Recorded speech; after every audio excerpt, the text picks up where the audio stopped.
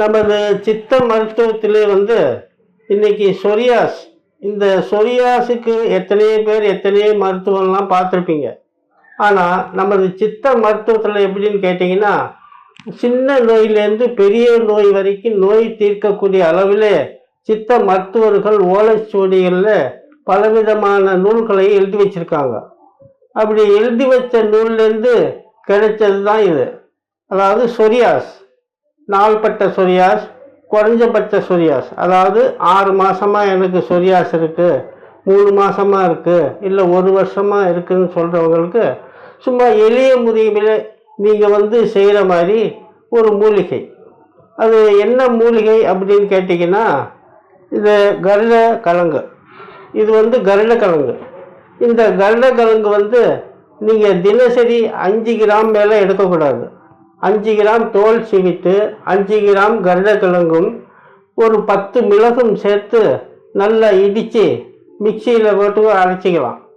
200 milli தண்ணி ஊற்றணும். 200 milli தண்ணியை ஊற்றி அரைச்சிட்டு அதை கொண்டு போய் அடுப்பில் வச்சு நல்லா கொதிக்க விடணும்.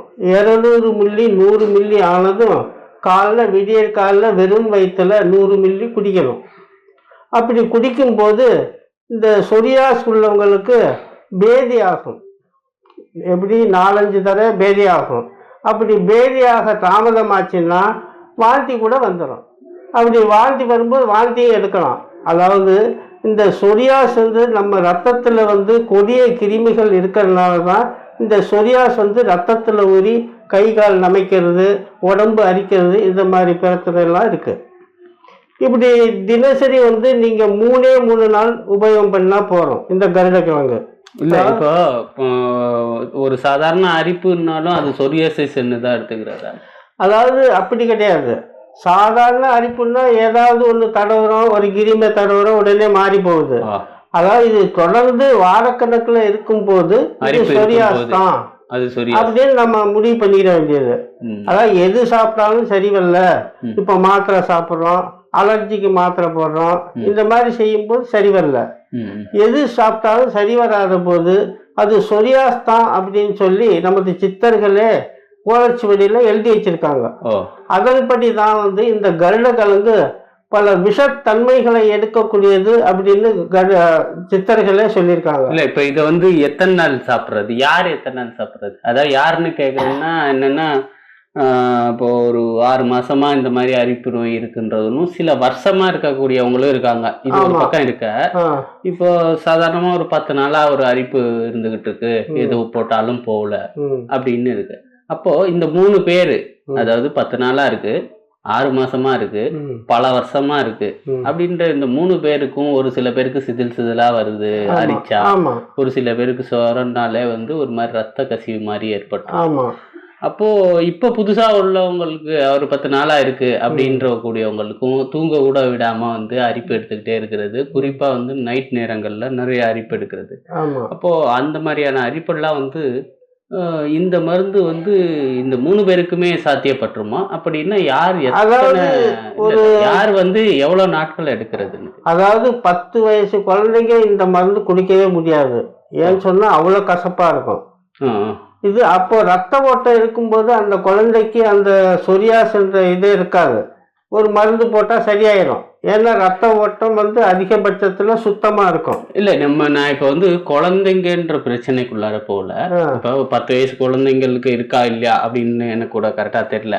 ஆனா ஒரு பெரியவங்கன்னே எடுத்துக்கோவே, ஒரு 20 வயசுக்கு மேல உள்ளவங்கன்னே எடுத்துக்கிட்டாலே ஒரு 10 நாளா அரிப்பு இருக்கிறவங்க இந்த மருந்து எவ்வளவு நாள் எடுத்துக்கணும், அதை எப்படி செஞ்சு சாப்பிடணும்? இது 10 நாளாக இருந்தாலும் சரி, இல்ல 6 மாசமா இருந்தாலும் சரி, 1 வருஷமா இருந்தாலும் சரி, இந்த மருந்து 3 நாள் தான். ஏன்னு சொன்னா 3 நாள்ல இந்த கொடிய கிருமி எல்லாம் மலம் மூலமா, பேதி மூலமாகவும் வாந்தி மூலமாகவும் வெளியே வந்துடும். இந்த சொரியாசாக்கப்பட்டு படிப்படியா குறைஞ்சிடும். இப்போ முதல் நாள் சாப்பிடும்போது விடிய காலையில நான் சொன்ன மாதிரி 5 கிராம் இந்த கிழங்கு எடுத்து இதோட 10 மிளகு சேர்த்து நல்லா நசுக்கி மிக்சியில போட்டு நல்லா, அதாவது இந்த கிழங்கையும் மிளகையும் சேர்த்து நசுக்கி மிக்சியில போட்டு 200 மில்லி தண்ணி ஊற்றி அதை நல்லா ஜூஸ் மாதிரி வச்சு மறுபடியும் பாத்திரத்துல மாற்றி அடுப்பில் ஏற்றி கொதிக்க வைக்கணும். ஓ, இது வந்து எப்படி இந்த மிக்சின்னு சொல்றது வந்து தவிர்க்க முடியாம சொல்றீங்களா? வழக்கமா அதாவது வந்து இடிச்சின்னு சொல்றது வந்து இது அவ்வளவு சீக்கிரம் நசுங்காது, பொடி பொடியா தான் போகும். இது பாம்பு விஷத்தையே எடுக்கக்கூடிய ஒரு சக்தி உள்ளது கருடக்கிழங்கு. அதாவது பெரும்பாலான சித்த மருத்துவர்கள் வந்து இடிச்சு சாறு எடுக்கணும்னு சொல்றது வந்து அது வேற. அவங்க அந்த மாதிரி ஒன்றும் எழுதல.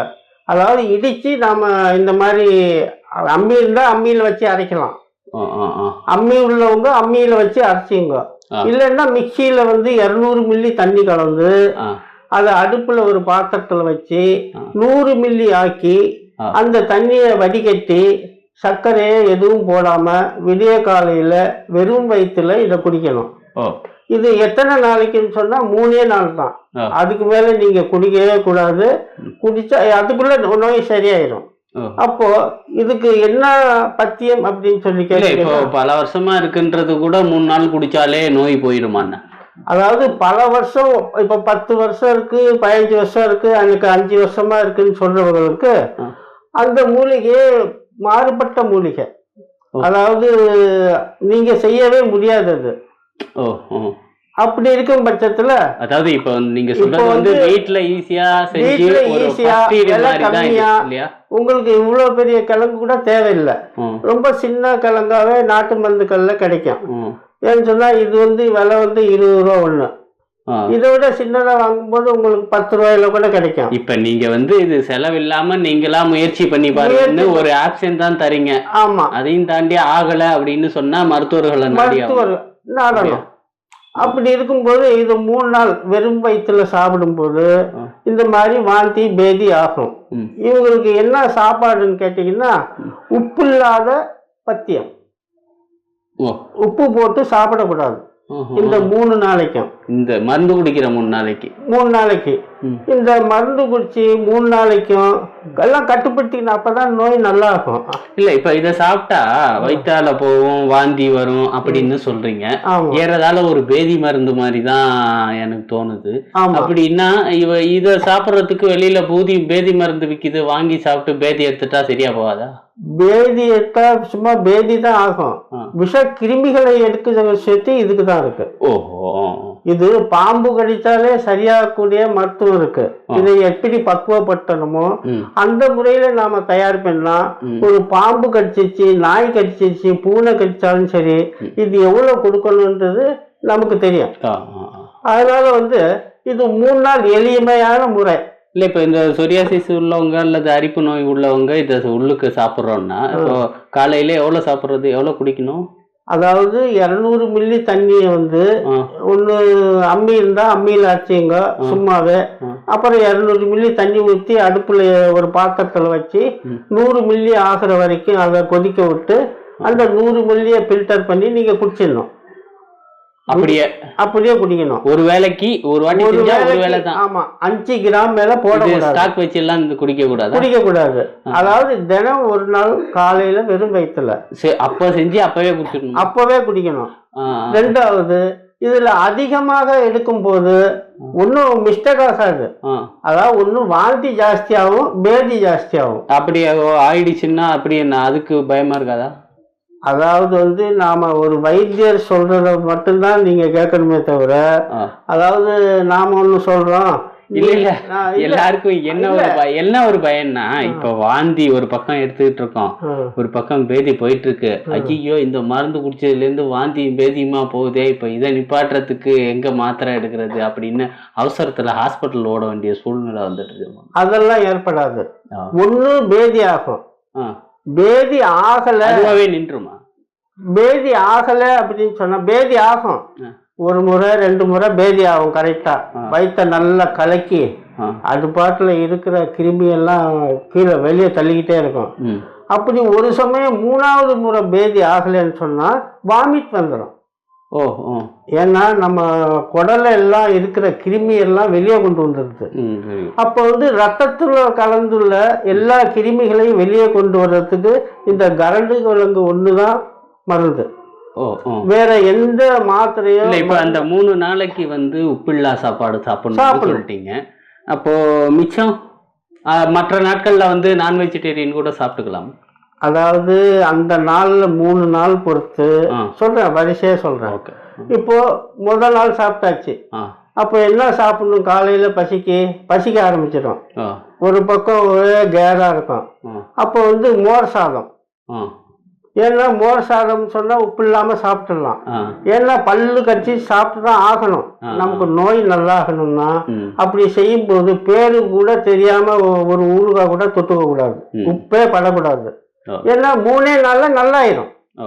இல்ல அதை மீறி வந்து அந்த பக்கம் ஒரு ரூம்ல போயிட்டு ஜாங்கிரி தின்றது இல்ல ஏதாவது ஊறுகாய் நக்கி சாப்பிடுறது இருந்தா நோய் சீக்கிரம் குணமாகாது. ஓகே, நீங்க சொல்றது இந்த 3 நாளைக்கு மட்டும்தான். 3 நாளைக்கு மட்டும்தான். 4வது நாள்ல இருந்து நம்ம ரெகுலர் நல்லாயிரும்.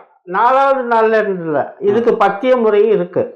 இந்த பத்தியம் மாத்திரம் இல்ல, அதாவது இந்த 3 நாளும் இத குடிச்சு வாந்தி பேதி ஆயிடுச்சுன்னா அவங்களுக்கு இந்த அரிப்பு எல்லாம் கம்மியாக தொடங்கிடும். அன்னைக்கே அவங்களுக்கு தெரிய ஆரம்பிச்சிடும். அப்போ இந்த 3வது நாள்ல இருந்து 4வது நாள் என்ன பண்ணணும்னு சொன்னா உப்பை வறுத்து புளிய சுட்டு குழம்பு வைக்கணும். இப்போ வறுக்கிறது சட்டியில வறுத்துறோம். இப்போ புளிய வந்து சுடணும்னு சொன்னா பழைய காலம் மாதிரி விறகடுப்பு கிடையாது கொண்டு போய் வாட்டுறதுக்கு. அப்போ வந்து ஒரு தோசைக்கல்ல தூக்கி வைக்க வேண்டியது, எண்ணெய் இல்லாம. அப்போ வந்து அந்த புளி கொண்டு போய் அது மேல வச்சு அதுல சுடணும். பின்னாடி சுட்டு அதுல புளி காரம் உப்பு 3ம் அளவா தான் இருக்கணும், ஒரே சமாளம். ஆமா, குழம்பு மாதிரி அந்த டேஸ்டுக்கு. ஏன்னு சொன்னா இந்த 3 நாளும் வந்து நாக்கு செத்து போயிடும். ஆமா, சுத்தமா சொரணே இருக்காது. ஆனா உடம்பு நல்லாயிரும். இதனால எந்தவித ஆபத்துமே கிடையாது. ஏன்னா சித்தர்கள் பத்திய முறை சொன்னதே வந்து பத்திய முறை என்றது பாதி குணமாக்குறது, பாக்கி பாதி வந்து இந்த சித்த மருத்துவம் மூலிகை.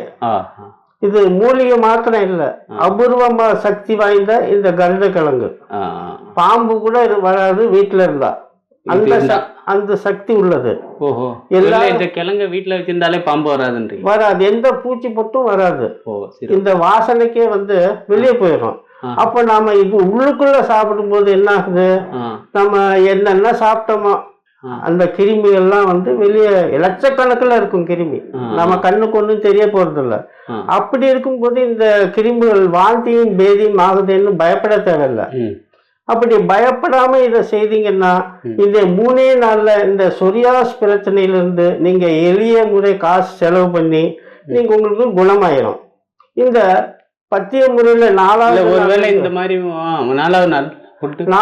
நாள்ல இருந்து வத்த உப்பும் சுட்ட புளியும் சேர்த்து காரம் அளவோடு சேர்த்து சாப்பிடுற போது உங்களுக்கு 10 நாள் அந்த மாதிரி சாப்பிடணும். இல்ல அதுல வந்து அசைவம் சாப்பிடக்கூடாது அந்த மாதிரி எதுவும் இருக்கா?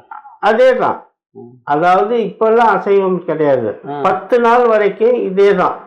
இந்த கத்திரிக்காய் மற்ற அரிப்பு தன்மை உள்ள கருணைக்கிழங்கு, சேனக்கிழங்கு, சேப்பங்கிழங்கு இந்த மாதிரி பொருள்லாம் எடுக்கக்கூடாது. அதாவது கரப்பான் பொருள். அதாவது வெஜிடேரியன்ல வந்து ஒரு வெண்டைக்காய் அந்த மாதிரி சிம்பிளான ஐட்டம், மண்ணுக்குள்ளார விளையிற ஐட்டம் சாப்பிடக்கூடாது. ஆமா, கேரட்டு பீட்ரூட்டு இந்த மாதிரி ஐட்டமா அந்த குழம்பு வச்சு கொடுக்கணும். இது 10 நாள் வரை ஒரு பத்தியம். அசைவம் மொத்தமாவே எடுக்கக்கூடாது 10 நாள் வரை. அதுக்கு அப்புறம் வந்து 10 நாள் பொறுத்து நீங்க என்ன சாப்பிடுறீங்களோ மெதுவா சேர்க்கணுமே தவிர இங்க காஞ்சி போயிட்டோமேன்னு சொல்லி ஒரே ஐடியா போய் கோழிக்கறியோ மட்டனோ வாங்கி சாப்பிடக்கூடாது. ஒண்ணு மீன் வாங்கிட்டு வந்தா மீன் குழம்பு தான் வச்சு சாப்பிடணுமே தவிர வறுத்து சாப்பிடவே கூடாது என்னைக்கும். ஏன்னா அது ஒரு அரிப்புத்தன்மை, அதான் கருவாட்டுக்கு சமமாயிருது வறுத்த மீன். அதனால வந்து சித்த மருத்துவத்துல அசைவம் சாப்பிடலான்னு இருக்கு. அதே நேரத்துல வந்து மீன் எப்படி சாப்பிடணும், மீன் குழம்பு வச்சு சாப்பிடும்போது அது ஆரோக்கியம். அதே வறுத்தாச்சுன்னா கருவாடு சாப்பிட்றது ஒண்ணுதான், வறுத்த மீன் சாப்பிட்றது ஒண்ணுதான். இது சித்த மருத்துவர்கள் ஓலைச்சுவடியில் ஒவ்வொரு விஷயமா எழுதுனது நமக்காக வேண்டி. நம்ம பெரியோர்களாகிய சித்த மருத்துவர்கள் ஒன்றும் கண்டுபிடிச்சி நாம நலனுக்காக செய்ததுதான் இது. இல்ல இப்ப இந்த 3 நாள் சாப்பிட்டும் ஒருவேளை வந்து சரி, ஒருவேளை தற்செயலா சரியாகாம போச்சு அப்படின்னு சொல்லி மறுபடியும் கொஞ்சம் போச்சு இன்னும் இருக்கு மிச்சம், ஜென்மத்துக்கு வராது. ஏன்னு சொன்னா 6 மாசமா சொரிஞ்சுக்கிட்ட ஒரு ஆள் வந்து இது 3 நாள் சாப்பிட்டு எல்லாமே சரியாகாது. அப்போ அந்த அரிப்பு தன்மை, அந்த பழக்கமே அரிக்கிற மாதிரி தோணும். இப்போ காலைல டீ சாப்பிட்றோம், சாப்பிடலன்னா தலைவலிக்கு இல்லையா, அது ஒரு பழக்கம். அதே மாதிரி 6 மாசமா சொரியும் போது நல்லா இருக்கும். அப்போ சொரிச்சலை விட்டு இது நோய் தீர்ந்து போச்சு அவருக்கு. 3 நாள்ல தீராத நோய் கிடையாது இது. அப்படி தீர்ந்த உடனே அந்த பழக்கம் அரிக்கிற மாதிரியே தோணும். எப்போ வந்து மனுஷனுக்கு வைத்தியர் அப்படியே இருந்தாலும் ஒரு வாட்டி 2 வாட்டி தோணும், அப்புறம் அது தோணல் மாறி போயிடும் போது அந்த தோணல் மாறி போயிடும் இல்லையா, படிப்படியா மாறி போயிடும். அப்போ வந்து இல்ல ஒருவேளை வந்து இந்த 3 நாள்ல எடுக்கல அப்படின்னு சொன்னா மறுவாட்டி இன்னொரு வாட்டி கூட தேவையே இல்லை, இதோட நிப்பாட்டிக்கலாம். முழு விஷத்தையும் எடுக்கக்கூடிய சக்தி உள்ளதுதான் இந்த கருட கிழங்கு. இல்ல நான் என்ன கேக்குறேன், இப்போ அதையும் தாண்டி ஒருவேளை வந்து இந்த 3 நாள் சாப்பிட்டு எனக்கு ரெக்கவர் ஆகல, சரியாகல அப்படின்னு சொல்லக்கூடியவர்களுக்கு என்ன அப்படி ஒண்ணு வந்து சித்தர்கள் எழுதல. உனக்கு ஒரே நாள்ல சரியாகும்.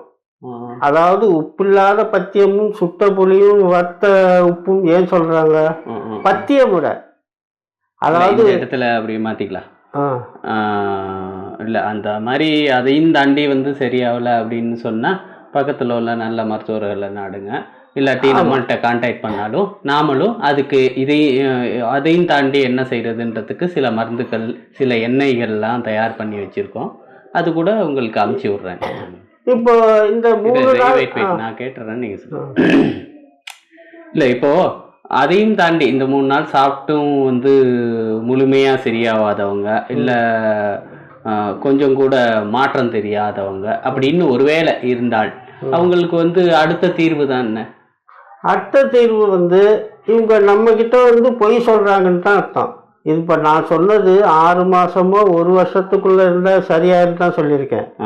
மினிமம் வந்து ஒரு 6 மாசம் இருந்தா இந்த சொரியா சில ஆண்டுகளாக இருக்கும். அதாவது இதே 5 வருஷம் 10 வருஷம் 15 வருஷமா இருக்கும். ஒவ்வொருத்தருக்கு கையெல்லாம் ஒரே கருப்பா இருக்கும், முதுகு கருப்பா இருக்கும், முகம் கருப்பா இருக்கும். அவங்க வெளியிலே சொல்லிக்க முடியாது. ஒரு வெயிலே போறாங்கன்னு சொன்னா அந்த வெயில்ல வந்து அந்த வேர்வை தண்ணி பட்ட உடனே, அந்த உப்பு தண்ணி பட்ட உடனே அவங்களுக்கு அரிக்க ஆரம்பிச்சிடும். ஒரு கட்சிப்பை வச்சு தேய்னு தேய்ப்பாங்க. அது வந்து நாள்பட்டது. அப்படி நாள்பட்ட ஒரு சொரியாசுக்கு நம்ம சித்த மருத்துவத்துல எங்க கிட்ட வந்து அதுக்கு உண்டான எண்ணெய்களும் மேலே தடவக்கூடிய எண்ணெய்கள், அதாவது மேலையும் தடவுற எண்ணெய் இருக்கு எங்க கிட்ட. அதே மாதிரி இதே பத்தியம் தான் இருக்கும். அதாவது அதுல இப்ப நான் காமிக்கிறது ஒரே ஒரு சிம்பிள் கருட கிழங்கு மிளகு. இப்போ நாள்பட்ட ஒரு சொரியாசுக்கு என்ன செய்யணும்னு சொன்னா அவங்களும் இதை எடுத்து ட்ரை பண்ணி பார்க்கலாம்ல. யாரு பல ஆண்டா இருக்கு அவங்களுக்கு இப்ப இந்த மருத்துவ முறை ஒருவேளை தெரியலன்னா அவங்க ஃபர்ஸ்ட் அதை முயற்சி பண்ணி பார்க்கலாம். 2-3 தாராளமா. அதாவது 3 நாள் ஒருவேளை வந்து இதை வந்து முதல் வாட்டி எடுத்துட்டோம், அதுக்கப்புறம் இன்னொரு வாட்டி எடுக்கலாம், சரியாயிடும் போல இருக்கு. ஏன்னா வாட்டி எடுத்தோம்னா கொஞ்சம் சரியாயிடுச்சு, இன்னொரு வாட்டி குடிச்சா மொத்தமா சரியாயிடும் போலன்னு ஒரு நம்பிக்கை இருக்குன்னா ஒருத்தருக்கு, அது எத்தனை நாளுக்கு அப்புறம் செய்யறது? அதாவது இது வந்து ஒரு 2 மாசத்துக்கு அப்புறம் தான் செய்ய முடியும் திரும்ப. ஏன்னு சொன்னா இது வந்து பாம்பு விஷம் மாத்திரம் எடுக்கிறது இல்லை. இதை நாம சாப்பிடும்போது இதனுடைய அனுபவமே 3 நாள்ல போறோம்னு ஆயிரும். கசப்பா இருக்கிறதுனால அப்படி ஒரு பிரச்சனை. ஏன்னு சொன்னா உப்பு இல்லாம 3 நாள் சாப்பிடணும். அப்புறமும் ஒரு 10 நாள் பத்தியம் இருக்கு. இந்த பத்தியத்தை பார்த்து பயந்து ஒண்ணவங்க தானே சித்த மருத்துவம் வேண்டாம்னு சொல்லி இன்னைக்கு அலோபதி டாக்டர்களே வந்து ரெக்கமெண்டேஷன் பண்றாங்க. எங்களால முடியல, நீங்க சித்த மருத்துவரை போய் பாருங்க அப்படின்னு சொல்லி பலரும் வந்து கேக்குறாங்க. அப்படி இருக்கும்போது நாம எளிமையான முறை, நீங்க இதுக்கெல்லாம் வந்து 5000 10,000 செலவு பண்ணிருப்பீங்க. ஆனா இது ஒரு எளிமையான முறை. ஒரு 6 மாசத்துல தீர்ந்துடும். 6 மாசம் உள்ளவங்களுக்கு இந்த சொரியாஸ் வந்து 3 நாள்ல தீர்ந்துடும். அதுக்கு ஒரு பத்தியம் இருக்குன்னு சொன்னா பத்தியத்துல பாதி நோய் காலி ஆயிடுது. இப்போ உப்பு காரம் புளி எல்லாம் சேரும் போது ருசி அதிகமாகுது. அங்கே கிருமிகள் வந்து வளர்ந்துக்கிட்டு தான் இருக்கும். உப்பு இல்லாமலும் இது பேதி எடுக்கும் போதும் உங்களுக்கு நோய் 3 நாள்ல 6 மாசமாக இருந்தா சரியாயிடும். அதுக்கு மேலே உள்ளவங்க 5 வருஷம் 10 வருஷம்னு சொன்னால் ஓவராக இருக்கும். கோடிக்கணக்கான கிருமிகள் இருக்கிறதுக்கு வாய்ப்பு இருக்குது. அதுக்கு என்ன காரணம்னு கேட்டிங்கன்னா, நம்ம உடம்புல வர்றது வந்து ஒரு நரம்பு 2 நரம்பு இல்லை, மொத்தம் 72,000 நரம்புகள் இருக்கு. அத்தனை நரம்புகளுக்கும் நமக்கு இதயத்திலேருந்து ரத்தம் வந்து சர்க்குலேஷன் ஆகுது. அப்படி சர்க்குலேஷன் ஆகும்போது கிருமிகள் உருவாகி போச்சுன்னா நம்ம ரத்தத்துலேயும் போகிறதுனால தான் இந்த சொரியாஸே வருது. அப்படி இருக்கும்போது அந்த நாள்பட்ட ஒரு சொரியாஸுக்கு அது பலவிதமான மருந்துகள்லாம் தயார் பண்ணணும். அது உங்களால் முடியாது. அதனால் நான் இப்போ சிம்பிளாக காமிச்சிருக்கேன். இருந்தாலும் இந்த 15 வருஷம் 10 வருஷம் உள்ளவங்க வந்து இந்த மாதிரி செய்து பாருங்கள். உங்களுக்கு நல்லா போச்சுன்னா எங்ககிட்ட நீங்கள் மருந்து வாங்க தேவையில்லை. இந்த மருந்து இல்லைன்னா உங்களை கான்டாக்ட் பண்ணலாம். அப்படி இல்லைன்னு சொன்னால் எங்கள் ஃபோன் நம்பர் இருக்குது வீடியோவில், அந்த ஃபோன் நம்பருக்கு கால் பண்ணுங்க. உள்ளுக்குள்ளே சாப்பிடக்கூடிய மருந்தும் அதே மாதிரி மேலுக்கு தடவுற ஒரு தைலமும் 2மே நாங்கள் அனுப்பி வைப்போம். உங்களுக்கு பூரண குணமாயிரும்.